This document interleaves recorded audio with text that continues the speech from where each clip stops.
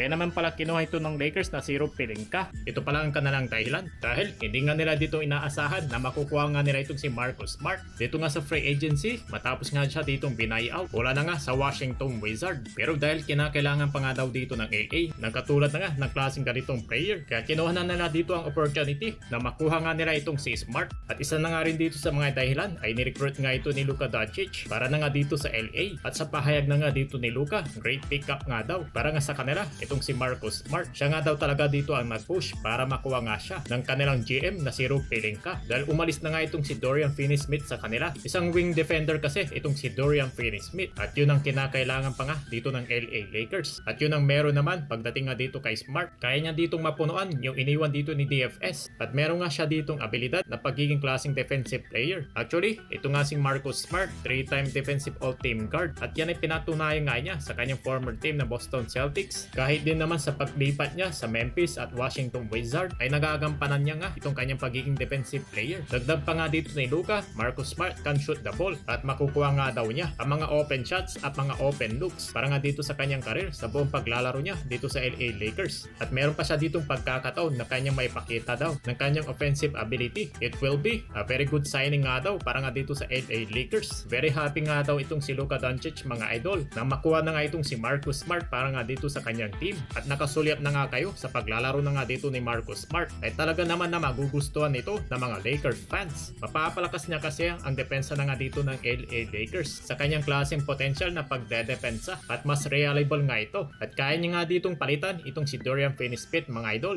At talaga naman na pinamamalas niya ito ang kanyang mga laruan. Kaya nga mga idol, napakagandang move nga ito na ginawa dito ng Los Angeles Lakers. Kilala naman natin to na isang klaseng magaling na defender itong kanilang kinuha. Kaya kagaya ni Dorian Finney-Smith at Jarred Vanderbilt ay magpa-flourish nga rin itong si Marcus Smart para nga sa kanyang bagong team na LA Lakers. Dahil nga siya ay 2022 na NBA Defensive Player at magkakaroon siya ng flash sa taong 2026. At ang ibig sabihin nito, ang NBA teams ay will have more money and cap space to spend in 2026. By having a player option, Smart can be decided to become a free agent. In 2026, makakakuha nga siya ng mas malaking offer. Grabe yung ginawa na ditong impluensya ni Luka Doncic para sa LA Lakers. At alam na talaga dito ni Luka yung kakulangan nga nila dito nga sa kanilang team. At heto pa lang si Marcus Smart mga idol, nitong 2024 to 2025 ng NBA season ay nag-average siya dito ng 9 points, 2 rebounds at 3 assists, shooting 39% from the field. Pero alam niyo ba mga idol, hindi lang dito ang LA Lakers ang mayroong ditong atensyon para nga dito kay Marcus Smart. Dahil ayon na nga dito sa mga report, ang Phoenix Suns at Milwaukee Bucks ay nagkaroon nga sila dito sana ng atensyon para kunin nga itong si Marcus Smart. Well, kayo naman sa tingin nyo mga idol, ano naman kaya dito ang masasabi nyo sa ginawa na nga dito ng Lakers sa pagkuha na nga dito kay Marcus Smart?